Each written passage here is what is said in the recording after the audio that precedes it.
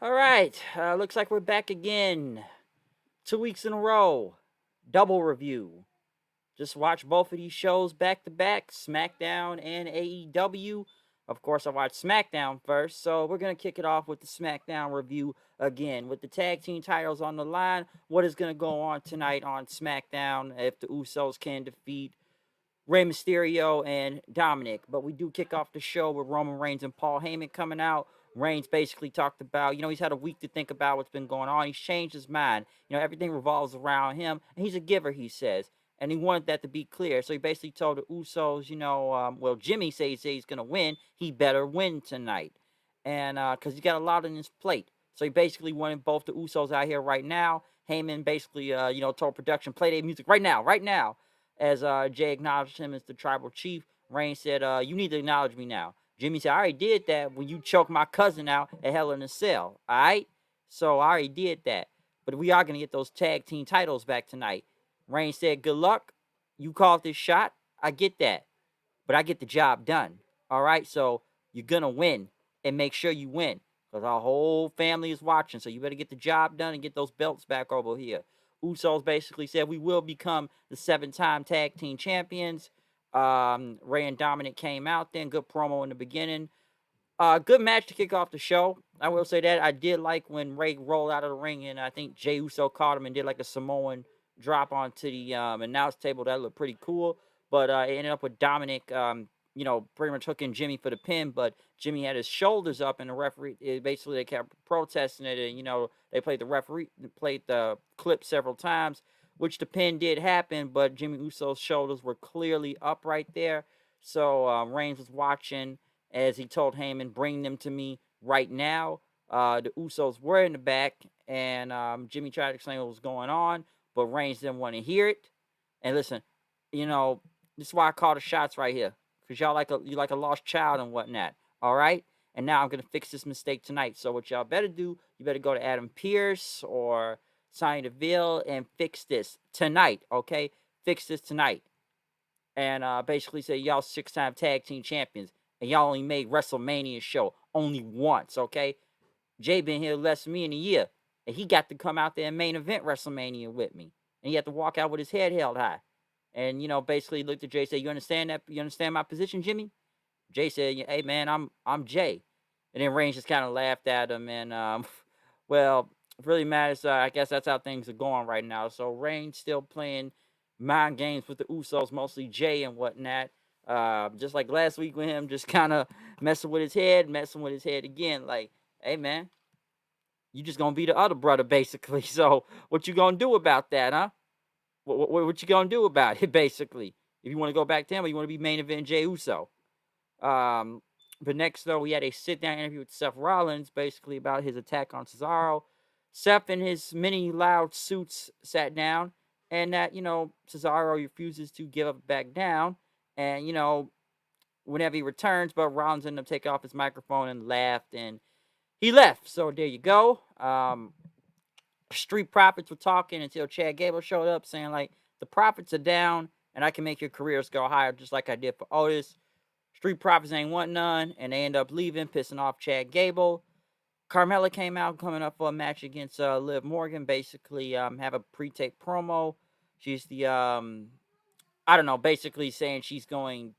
I don't know, just say she's just a standout around here, or the most beautiful person in WWE right now. But yeah, in a promo, Liv Morgan even had a promo too, basically saying that she thinks Carmella's a 7, and to make over the boot on her face. So Liv Morgan now the last surviving member of the Riot Squad. I've already talked about Ruby Riot being released, as several other WWE wrestlers were released the other day. You can go look up that video right now and get my quick thoughts on that with the 6 people that were released. But yeah, Liv Morgan now by herself.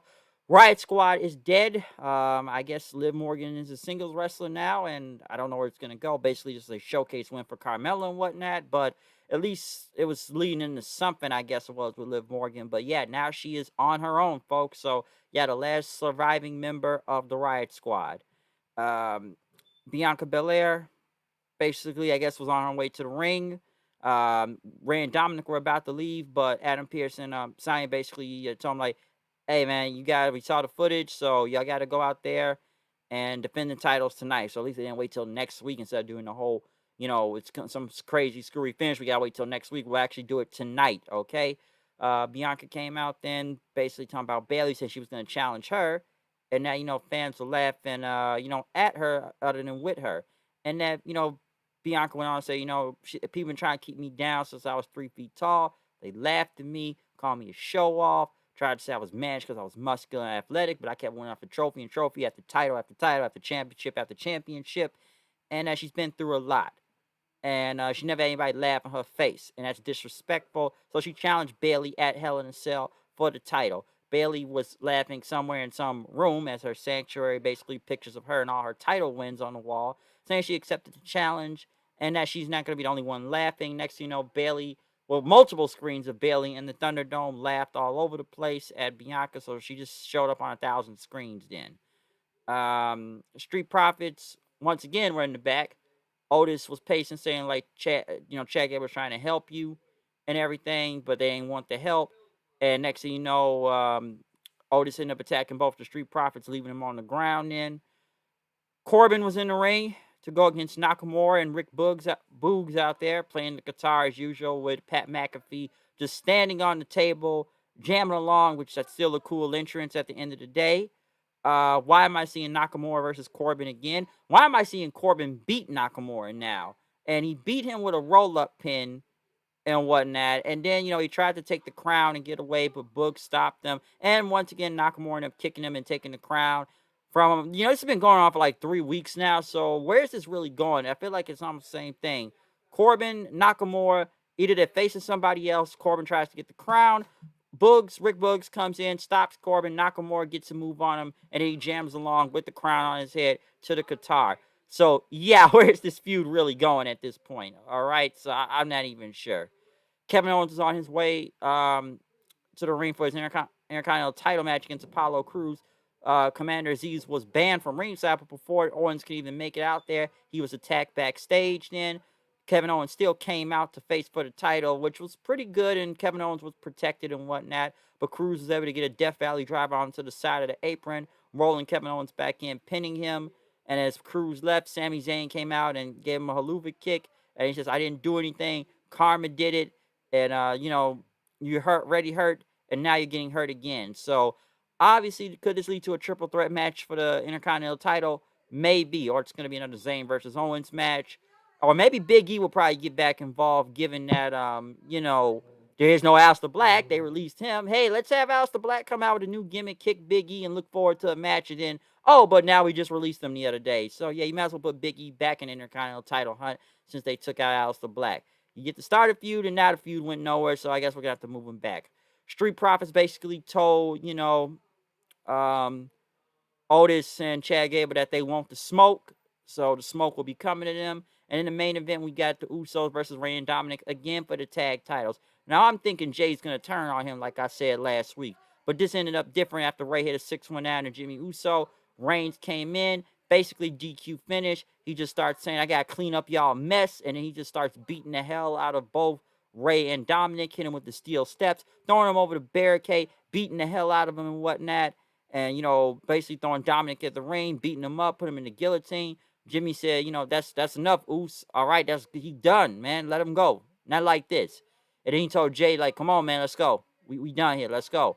Reigns basically just stared at him. Jay held his head down and not even, just kind of held his head down as Reigns went back to punching Dominic and power bombing him as Jay just basically walked with Jimmy, but he just, held his head down. He just kind of couldn't even look his cousin in the face and whatnot. So, once again, Usos and like I said, the whole Reigns Uso thing is the show on SmackDown. That's mostly the biggest thing to pay attention to. That's like every week now, it looked like. But I did kind of like how you just kind of, just looked at Jay, just looked at him and Jay just held his head down, kind of acknowledged him. He ain't want to leave. But Jimmy said, hey, man, let's go, man. Let's go.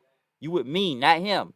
Even though he's still showing allegiance to Reigns, like, he still got to team with your brother. So he's still kind of teaming with him and whatnot, too. But still, at least it wasn't a title change. I actually thought the Usos were going to win right here. But obviously, that didn't happen with Reigns just beating the hell out of both Rey and Dominic. So we'll see where this goes and whatnot. But I would say really good way to end off the show.